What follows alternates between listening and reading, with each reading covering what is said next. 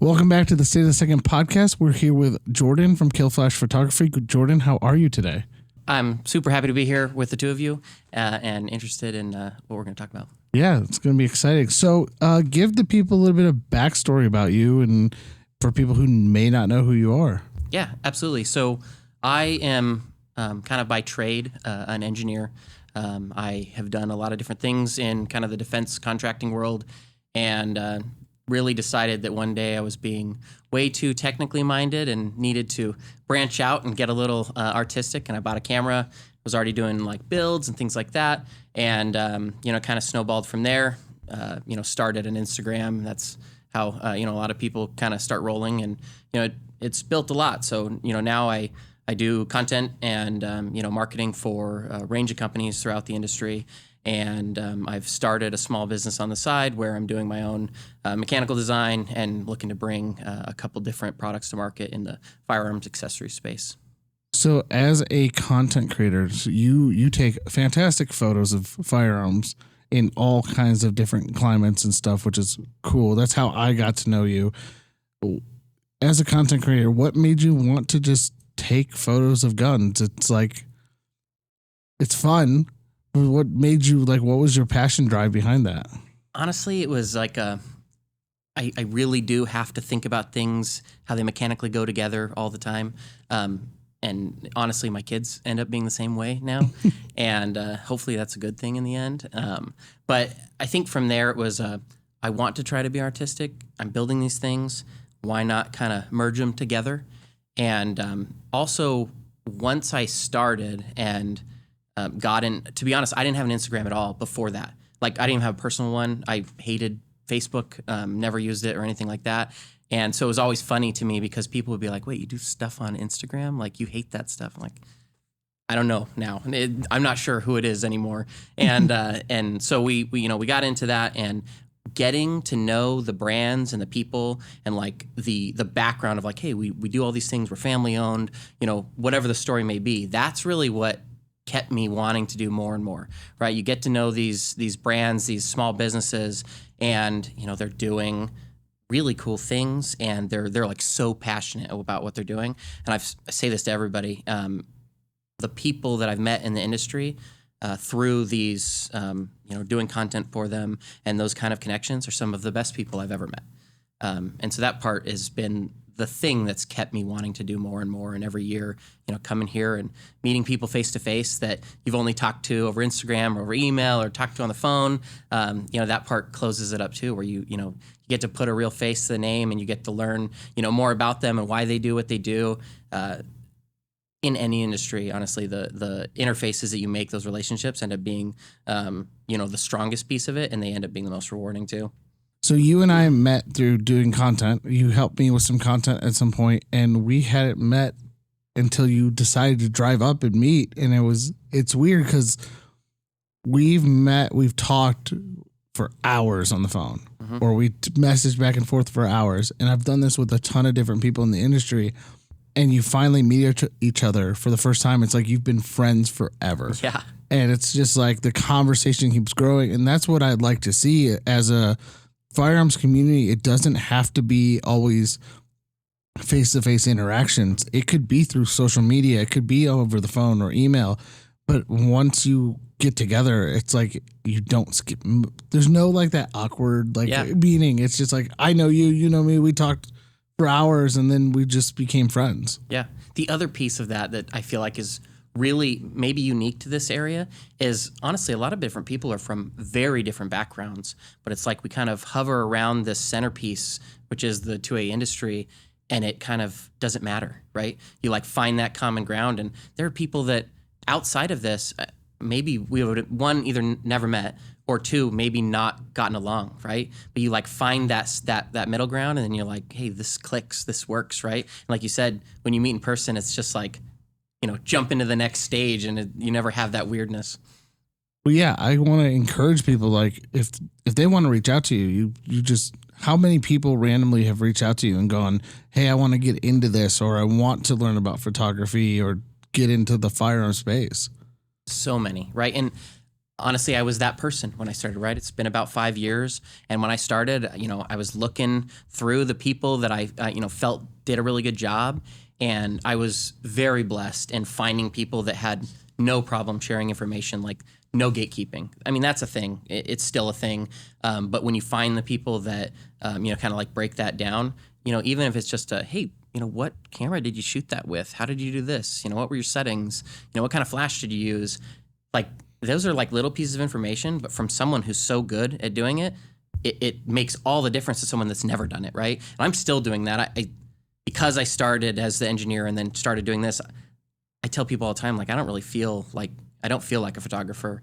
And I am always learning new things. And there's just crazy great people in the industry that are doing it all the time. And I'm, more than anything, I'm like humbled to be able to work with them and work with companies and talk with, folks like you that are, you guys are doing so many amazing things across the industry in general, and helping everyone and, normal people like me that, want to own guns, want to, keep our rights, want to just live as the Constitution says. That piece to me is the best part, right? Being included in some of the circles that you end up being included in is like crazy. So 5 years ago, you get on Instagram. You're doing something that Meta doesn't necessarily like. So how do you handle the censorship, the shadow banning, and have you seen a decrease in interactions at all? Absolutely. And I feel like when I started, it's like a funny story. We had our second kid, and I'm like sitting on the couch, holding the baby a lot, which was great. But I'm like a little bit bored, like they like to sleep a lot and they're real cute. And you're like on the phone, and I started it. And from there, at first, it was like a lot of growth, right? And it was 5 years ago, which was significantly different. But then you get like this crash course in, we hate this stuff. You can't post this stuff. How do you get, around those things? How do you jump through those hoops? And honestly, I've felt like the industry in general has embraced this, idea of collaboration. And, some companies got on it way earlier, right? They've been doing this for 2-3 years, and a lot of companies are starting to come around. It's like the only way that anyone's going to grow is together, right? And so it's a little bit cliche, but I always love the saying, high tides raise all ships. And that's a thing, man. When you can partner with good companies that have, solid morals and solid like business practices, and then do love doing things on social media and like partnering up with people that have that kind of like-minded, mentality. That's the only way that I've found that, the only way I've been able to keep growing. And, some of the larger, folks in the industry, I feel like that's what they've done, right? They kind of grasped onto this, how do we help each other type of mentality. And it's what's working. And that's the weird part about this industry compared to other industries, where other industries you don't really see a lot of collaborations between companies.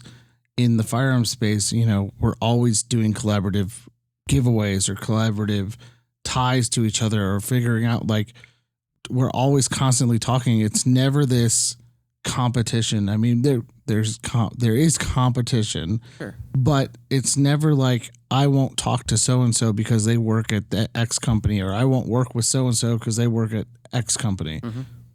I mean, we've done giveaways where we've got the firearm is from one company, and we've got the holster from another company, and we've got a suppressor from this company, and that suppressor company may also make guns, but they are willing to work together to continue seeing the growth in the Second Amendment. Yep, I totally agree. And I feel like that is, kind of a paramount piece of how everybody keeps going. And exactly like you said, if you're a magazine company and there's another magazine company, they're always fighting their own battles, right, within certain states. And there's no reason to fight each other, too, right? That there's enough of us. There's enough civilian gun owners that are going to buy all those mags, right? And so there's no need to fight amongst each other. You can collaborate, you can get along, and really putting your customers first. That's what is going to drive that. Yeah, and I want to applaud you, because when the shadow stuff started happening, you created a secret group of the A-Team, and I am part of that group, which I'm very blessed to be a part of that group. But we have gotten together as content creators and as industry professionals, and we have sit behind the scenes and chat with each other and send posts to each other so we can collaborate, and it's been fantastic. Totally agree. And I can't take all the credit for that. There was a couple of people who threw it together, but there are very, very few people that I can think of that I wouldn't want to put into a group like that, right? You have all these, great creators and, great marketing, people out of companies that, just want to like see each other do well, lift each other up. And that group is a great example of it. You just, help each other out, make sure you're sharing each other's stuff. Make sure you help trying to raise awareness, plugging each other with different companies, right? If there's a company that's, really looking to, do a media blitz on something specific, and you're like, hey, I got, buddy here, she's great, he's great, let's do it together, right? And that's the funny part about this industry is like, everybody thinks that the firearm space is huge, and it looks huge from the outside looking in, but we are such a tight-knit group of people. It's like, Emily was the one who turned me on to you. Emily works with PWS and Murray Road. She turned me on to you. We started talking. Then you gave me Jeremy's name, and we started talking. And then somebody gave me somebody else's name. We started talking. And we've built this community of friends, and we are very tight-knit, and we're always at shows saying hi to each other. Kailey made fun of me this week alone because every time I turned a corner, somebody was saying hi. And she's like, way too many people. It's a good thing. Listen, you just need to learn how to use a map. SHOT Show is hard, right? I mean, it was the reason I met y'all at the GOA booth, because I'm never going to get to that room if I have to do it by myself. Somebody's got to hold my hand. Navigation may not be John's strong suit. So I'm like, dude, we got to go. We're late. No, I mean, I agree. The firearm industry is incredibly close, but it's a community that's excited to grow. We're not gatekeeping anything. We're not gatekeeping secrets. We're not gatekeeping community. Yeah, not everyone gets the opportunity to go do an event like SHOT Show, because there are times when you do need to get business done. No one's saying that. But if someone sees you at the range, they're not going to be put off by going up to you and talking to you. You're going to be like, oh, this is your first time at the range. It's awesome. And I think that's pretty consistent for everyone. Everyone wants to see the community grow. Everyone wants to see Pro 2A people, whether they decide to make a career shift or not. Well, I will say this, there's a lot of you who are listening and watching to this podcast, and I will encourage you, just like Jordan, to pick up a camera. You may only get one like. You may only get 100 followers or 100 subscribers, but that's 100 people that you've touched. And I learned that from a great guy. Mike Pluth told me that the one time when I was talking to him about Instagram and YouTube, and he's like, listen, it doesn't matter. You could have 5 followers, you could have 100 followers, but you've touched 5 to 100 people who may not have been Pro 2A, who may not have learned this stuff, and you're teaching them this Pro 2A message, and you're teaching them how to use firearm safety, and you're teaching them how to get into this community. And I encourage everybody to pick up a camera, pick up a phone, or do something and shoot a video or shoot content or take a picture. And it might not be perfect the first time around. You are going to nitpick yourself, just like what I mean. But do it, because you don't know who you may interact with. You may have somebody like Jordan come onto your page and go, dude, that's awesome. And you will sit there and go, oh, somebody really likes me. I feel like that kind of leans into the methodology of, trying to build up your own community, right? So it doesn't really matter if you've got 100,000 followers, right? If you're doing good things in your own community, you're helping, teach people around you. I get tons, because I kind of started in the builder piece part. Hey, I really like this and this and this. I get tons of questions all the time. Hey, what do you think about this part as opposed to this part? Hey, you just put this on, it's new. What do you think about it? And I really love that. And I feel like I'm not super huge when it comes to that perspective, like comparatively across the industry with other channels and things like that. But when people ask me my opinion and they're like, "Thank you so much for even answering," and blah blah, I'm like, absolutely, like that's dumb. Of course I'm gonna answer. Like it's literally what I'm here for, right? I'm here to show you, hey, this is really awesome. It might be awesome in your build, and I can give you my perspective on, hey, is it designed well? Is it not? Does it fit this well? Is it good for shooting? Is it not? So I like that part. Yeah, especially, going into to the side where you really love that building aspect, customization, designing, manufacturing. It's so exciting to see the industry continue to embrace that customization and that ability to intimately know your firearm, because we're kind of the only group left that fits that mold still. And firearms are a very intimate tool. You're trusting them to protect yourself, to protect your family. But beyond that, that customization feature, that being able to build your own firearm, is also becoming harder and harder from a governmental standpoint. So what is your kind of advice to someone who maybe is looking to customize their first firearm, or maybe even get into, building and understanding the mechanical side of things? Yeah, I think the big thing is, watch videos. Like, I mean, there's an abundance of information out there, right? Find good channels. And I say this about like the training piece too, right? There's great people out there. Find one that you connect with, that you can learn well from. You kind of absorb the information that they give better based on how they present it, or in the area that they present. Same thing, whether it be training or building.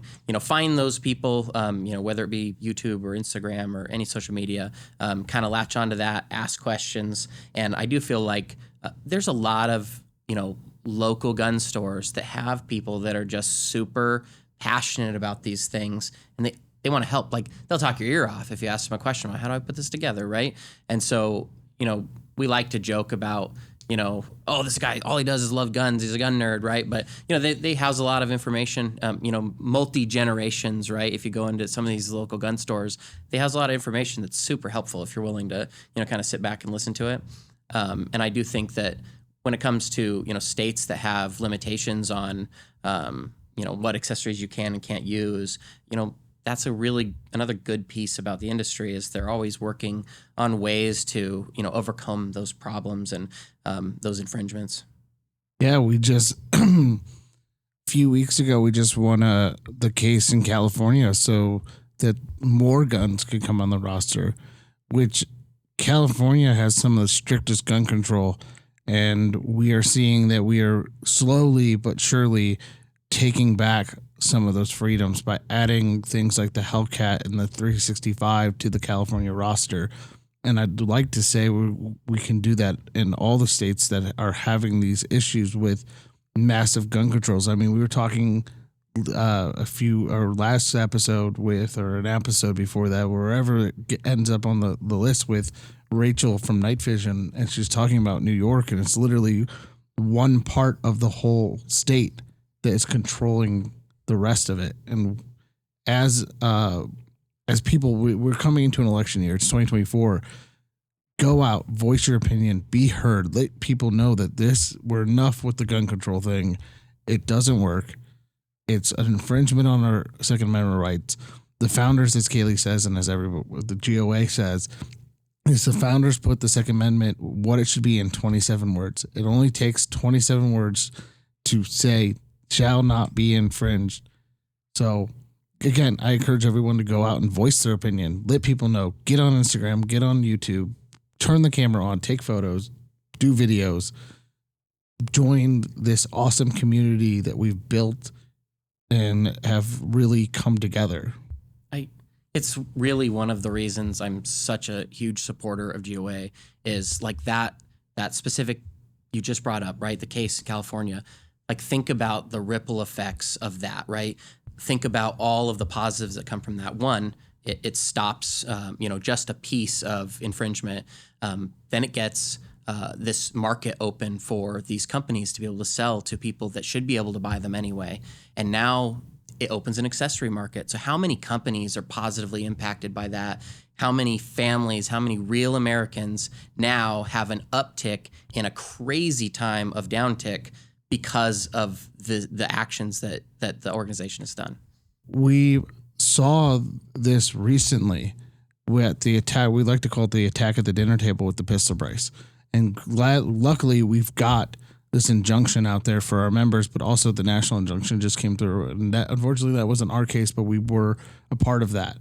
And the amount of companies that are thankful and happy that they can now sell these brace firearms again, where the ATF has clearly overreached. They've gone over their allowed power and have become power hungry to grab more of these accessories. And as Kailey says, it this war on plastic that they're doing, and it comes down to you can't change your mind on things once it's made up, and it affects these companies millions and millions. I mean, we've talked to a number of companies on this podcast, and I remember sitting down when I was at Faxon with our team on a phone call with ATF going, what is the economical impact of pistol braces?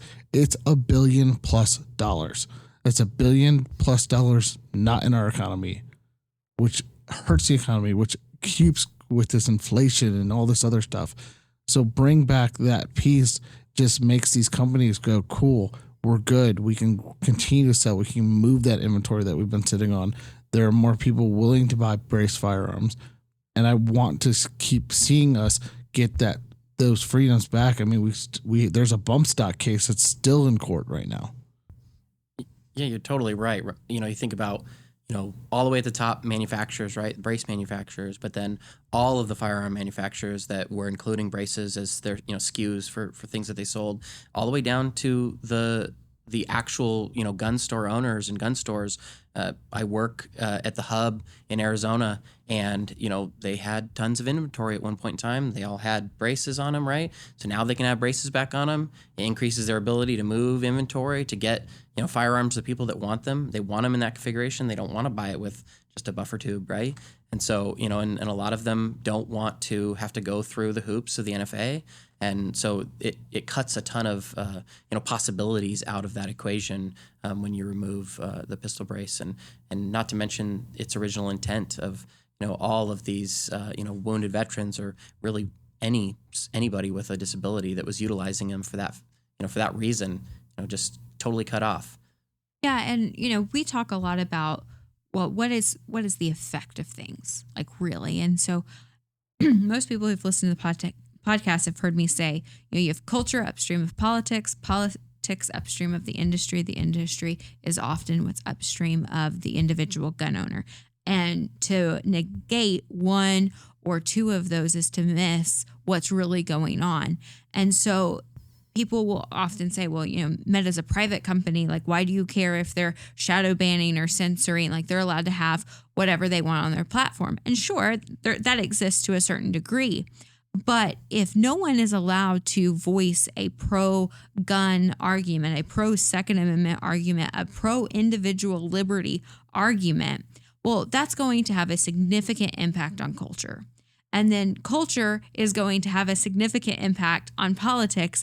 And then that's what's going to allow more and more infringements to continue to happen. And so I think it's really important when we look at someone like you who is fighting that culture war and continuing to post on Meta, to continuing to post on other platforms, to make all of the side channels for collaboration, because you see you understand and see the importance of dealing with the culture surrounding the Second Amendment and the culture at large. Absolutely. And a lot of people have said this, right? It's the start, right? When you think about the reason the Second Amendment was put in place in the first place, and you think about if one is infringed upon, the others will be infringed upon. It is just the start. And so, focusing on boiling it down to the base problem, and exactly like you said, looking at all the implications, all the downstream effects, every, group and or individual that ends up getting, negatively affected by these things. That's really it mounts into a drive of why things need to be done the way that they're being done from your guys' organizations and other organizations like you. Yeah, and I think people might miss the part about the industry because oftentimes gun owners, whether they realize it or not, get very upset at the companies because, wow, you have this amazing gun, but it's in, it's overseas, or, when are you going to bring this here? And, they get upset at the company, and the company is like, dude, like, I can't. There's not a legal way for me to do this. And it's because they might not see what is happening on the bureaucratic level or happening with Congress that is preventing them from having that firearm in the first place. And there's some misplaced blame there. I mean, we were on with Chase from EAA and talking about the 68 Gun Control Act. And we asked him, I'm like, you've got all these cool products in Europe that people are making, and you bring them in because there's a hot market. He's like, I can't do this because 68 Gun Control Act says I can't do this. And then we had the Hughes Amendment, which banned the machine guns. And then the NFA. So, number one of the show, hashtag repeal the NFA. We just need to get our rights back and bring in all these cool products because we all want them. I want machine guns. I want the cool stuff we see over in Europe. Why are we being restricted only because of a feature or because it doesn't meet a certain requirement on parts, or there's not enough USA made parts to be put into it? I just think it's ridiculous that they're infringing on that because of these small, minute things that they decided to regulate. Yeah, absolutely. And when you actually dig into those and you look at the different XM laws that are in place, a lot of times a lot of those things are buried in other legislation, and exactly what you said, misplaced blame, right? Things are happening at such a high level, and then the trickle-down effect is that, the regular person doesn't really realize who has been making these decisions and, how long certain things have been in place. Yeah, and most people don't realize, and I know Kailey has talked about this before, but gun control is hidden in the weirdest of bills. They'll hide it in there on page 1998 because, these bills can't be very simplified. They have to be these large, drawn out page bills, and they keep saying, well, we'll vote now, read later. No, we have to find these infringements and get them out of there before they even hit the floor of the Senate or Congress. It's always going to be faster to win the fight before it gets to the courts. The courts are great, and we absolutely need to continue to fight in the courts. But, I mean, it's been a long time since the bump stock ban, and we're still fighting it in court. Like, it's not in the Amazon age, the court system is not that instant gratification that you're looking for. Yeah, absolutely. And that's another problem, right? We have legislators and representatives that have lost sight of their own responsibilities when you get into the perspective of pass now, read later. There is not a higher responsibility for them than to know what they're voting on. Yeah, I mean, we've talked to, Kailey has brought up that they'll hide gun control in these bills, but they won't spell it out as gun, or they won't spell it out as firearm. They know what they're doing. They're hiding it in there, and I really thank our federal affairs team because they have to sit there and sift through these bills, and Control F is not a fun function when you have to sift through these bills because they are not spelling out gun completely. There's maybe a space, or there may be a period or something in between where they're hiding this in there. And I applaud all our federal affairs people for having to sit there and sift through these thousands of page bills to find these constitutional infringing acts or legislation. And honestly, they get them in the 11th hour, right? Yeah. So it's not like they've got weeks to do it either. They're putting these things together. They're purposely delivering them at the last minute. And, it causes that culture of, rushing to be able to make a decision. Yeah, and beyond making a decision for themselves, they're making a decision for you. And I think that part of the reason why they give such a small amount of time is they're fearful of GOA and our members. Like, if we can have time to put an alert out, they know that they're going to get thousands of phone calls. They know that they're going to get thousands of emails. And so I almost think it's a game for them of like, can we get this in without them noticing? Because our members are very vocal, very strong, and they will come and comment and call. And then if you do vote the wrong way, they're going to vote against you when it comes to the election cycle. I mean, there's a very famous line that says, "When I feel the heat, I see the light." And in politics, that's really what you have to do. We have to turn up the heat so that these politicians see the light and understand that, hey, this is a right. It is a natural right. And it is not something that I, as a representative, have the power to regulate. I should be working to restore it because that's what's going to be best for not only our country, but for all of humanity. Absolutely. The GOA members are a force to be reckoned with, right? You're going to hear. And I definitely feel like that's been proven several times, right? And it is a good reminder. And I think that there are many times in which our representatives need a good reminder as to why they are there and who they work for. Absolutely. One of the things that GOA does, and I'll just briefly plug this because it is 2024, is we post the Congressional Grades and we score bills that maybe don't even really look like gun bills, but have had some really awful gun control hidden. And you'll be surprised of how many people believe that they are in, I'm in a great district. I have a super strong conservative leader. And then they go and they look at our grade and they're like, C-. But his commercials say, I am a gun owner and I believe in your Second Amendment right. And it's like, well, then he should vote that way. Yep. Like we're unbiased here. GOA exists for one reason and one reason only, and that's to protect, defend, and restore the Second Amendment. Yep. And, I've been ragging fairly hard on our representatives, but I mean, it is on us as well. That's a perfect example, right? You need to know who you're voting for and you need to know what they truly stand for. And if you can't do that, if you can't do your own research and understand that piece, then you don't have the standing to be able to question them and hold them accountable. Because if you put them in there and that's what they stand for, you're in the chain of problem. Yeah, you can't always vote by letter next to the name.